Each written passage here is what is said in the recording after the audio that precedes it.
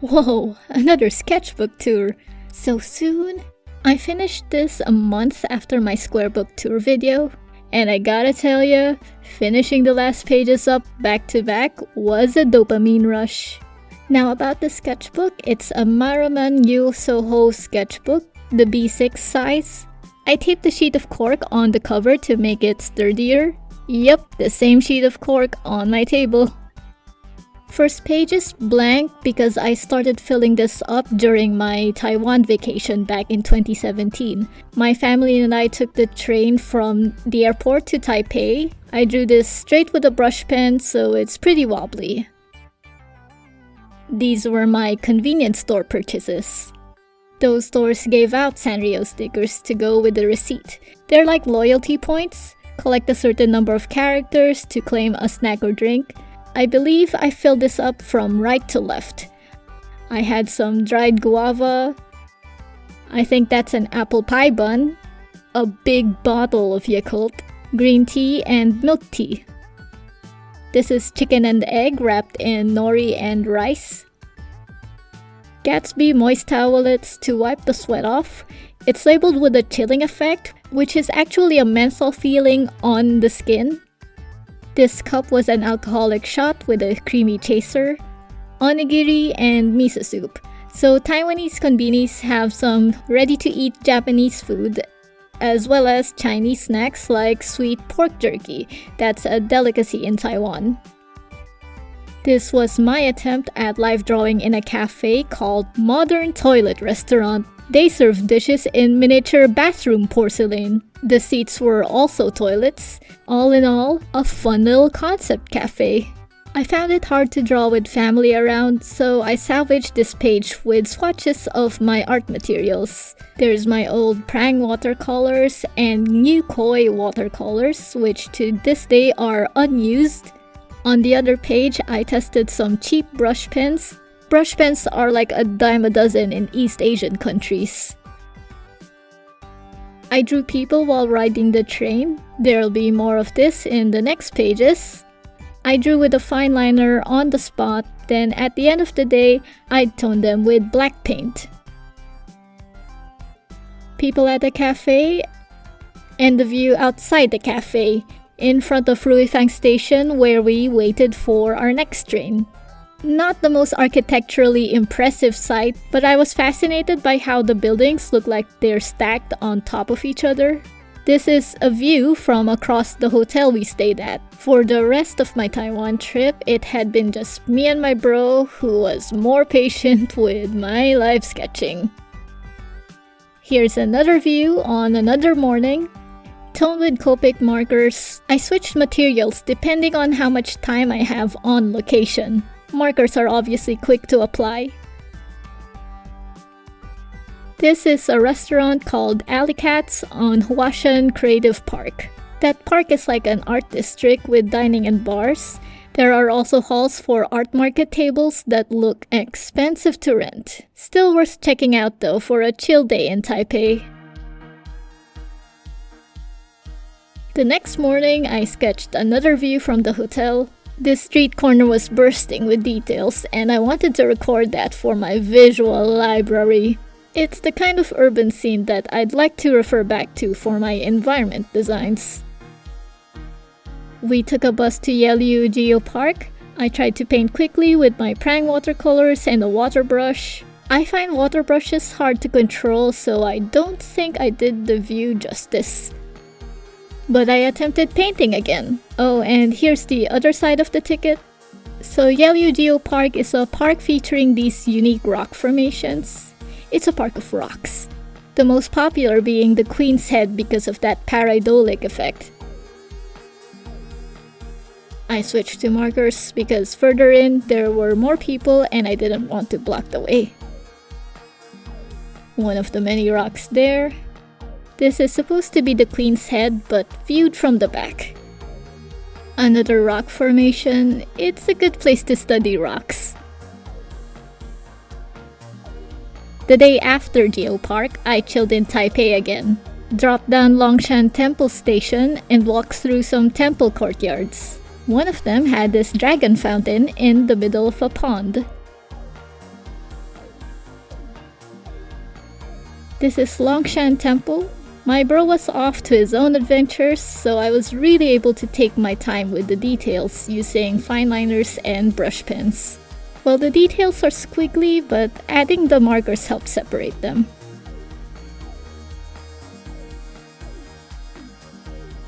On the same day, I rode the Maokong gondola and tried to draw while riding. Sketch with my lightest marker and all, but aside from the ink running out, the gondola was moving and details were changing. At the end of that ride, there were some tea shops on the summit. Chose one to take refuge from the rain, where I drank some matcha latte while secretly drawing people. Very cozy. More people watching on the train. This old guy noticed me drawing him. He took a glance at my sketchbook and pouted. He didn't look like he was creeped out, but I bet he was hoping for a more flattering sketch. Have you guys ever had random strangers catch you sketching them? Let me know how that went in the comments. The last page from my Taiwan trip, this is the waterfalls at Wulai Village, the second gorgeous waterfall I've seen in Taiwan. There were some outdoor cafes in front of these falls, so I had another matcha latte while I sketched this despite the rain. When I returned to UAE, where I work, I spent one of my remaining vacation days to check out the Burj Khalifa for the first time. The proportion was too tall and narrow for the page. Had to draw the base at this corner because of that. This is some lady during the bus ride back to Abu Dhabi. Since I wouldn't be going out often, I began using this sketchbook to learn painting some more. These are Pebeo Gouache. I only have purple, blue, black and white from that brand. My colleagues from a former office were painting Christmas party decorations, and I, being a helpful office goblin, grabbed the leftovers. On the next page, I tested out the black and white paints, trying to control values with them. Then my first gouache portrait. I found it hard to get a flat layer with the Pebeo brand. Not sure if it's because I watered them down too much, but the pigments are pretty chalky. I based this second study on a Bernini sculpture. Gouache was starting to click with me here, but I still couldn't blend well. I covered smooth surfaces with hatching, like down here, to hide any bad blending. I am proud of the hair though. Bernini sculptures have these majestic curls of hair, which makes his works fun to learn from. Next, I challenged myself with more skin rendering. This is another statue, but I just found Pebeo Gouache hard to layer with, and I didn't feel like massaging this to get the right tones. Brush test and a bus ride. There was supposed to be a swatch of Reeves watercolors here, but this spread is glued together now. Whatever binding or preservative agent was in those tubes, the golden brown fluid, they separated from the paint, but I still painted with them anyway, and I can never access this page ever again. Derwent Graphitone pencils and Winsor and Newton Promarkers, back when I freshly bought them. I believe this was already in Japan around 2018, a year after my Taiwan trip. Underneath all this garble is supposed to be Fushimi Inari Shrine. I was traveling with family again, so it was hard to urban sketch. I made swatches on this page instead. Down here, Copic markers swatched straight from the shelves. Instead of buying a big curated box set, I picked out colors from the open stock at Tokyo Hands. But I do have a basic set of 12. That's one way to collect Copics. Buy a basic set of 12 before you expand by buying open stock with colors that you'll prefer to use.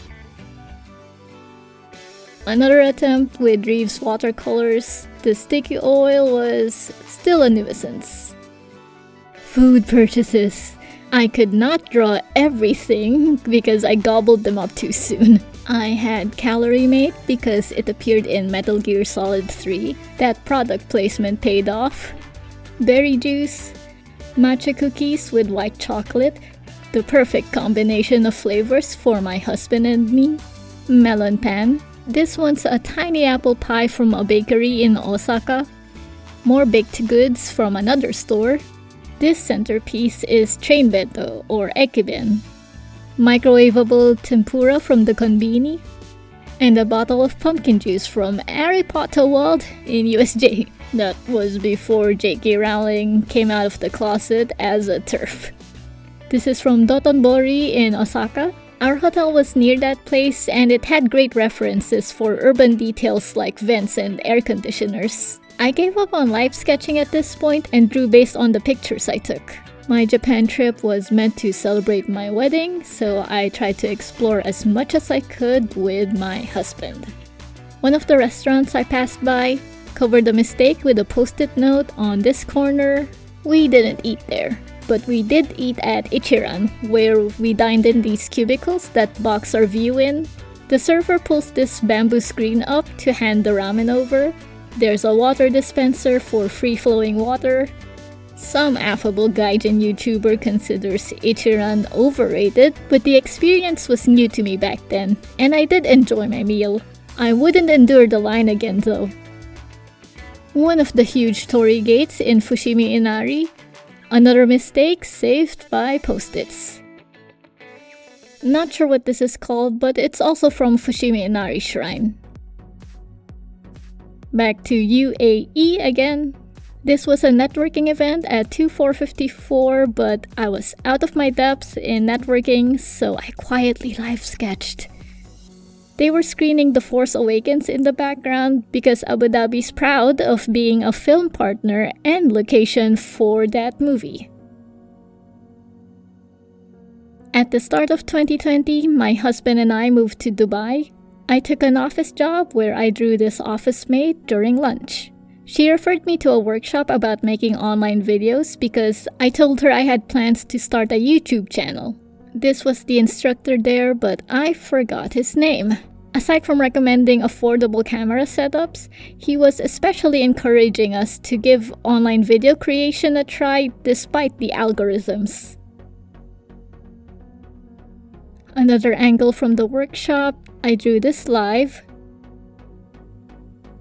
Then starting here, that's my first swatch with the Staedtler brush pens.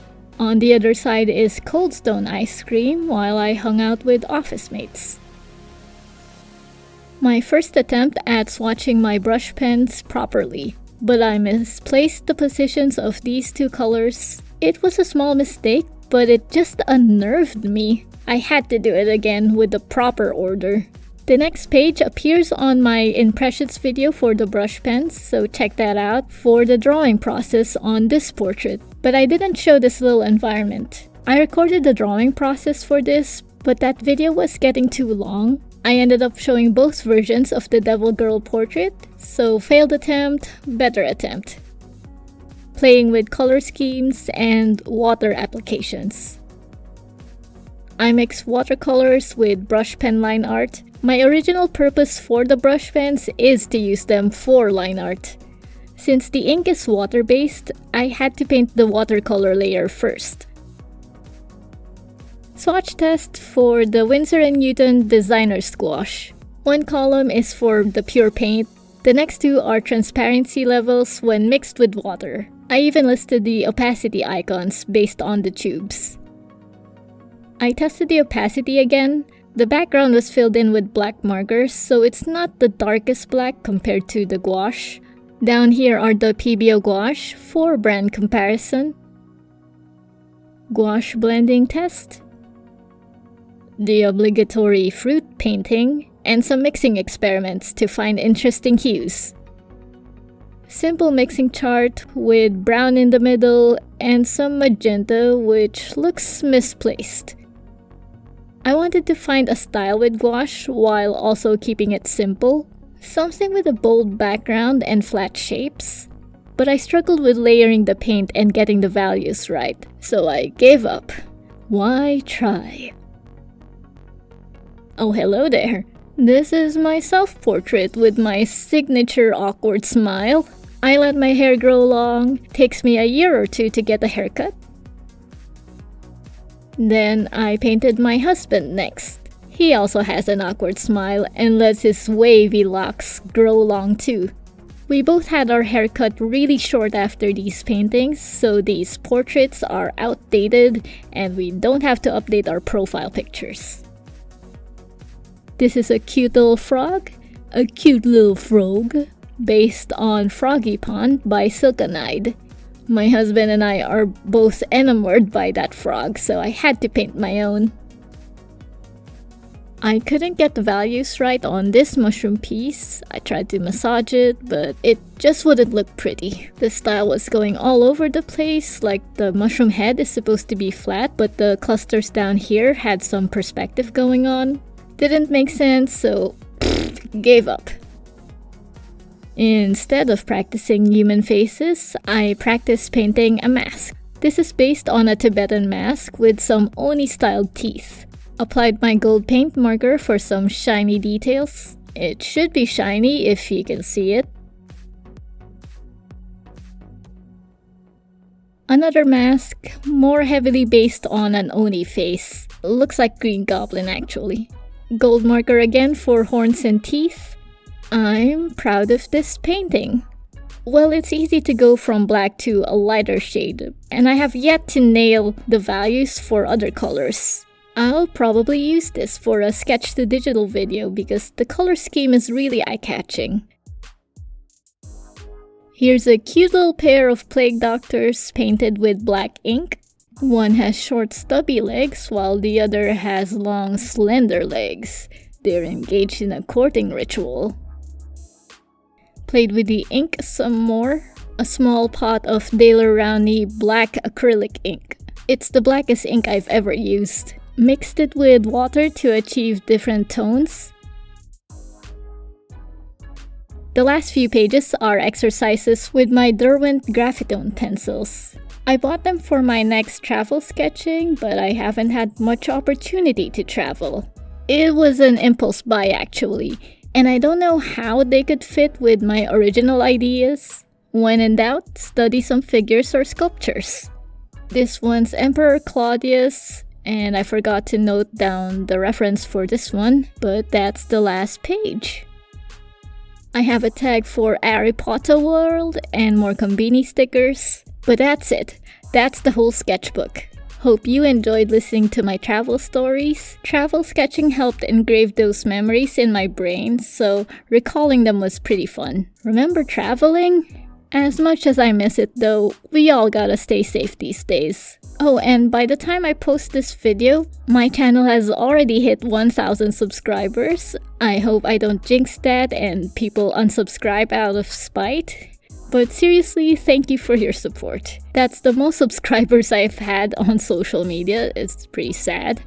But that gives me more motivation to make more art videos, so comment, like, and subscribe if you want more. Thanks so much again, and bye-bye.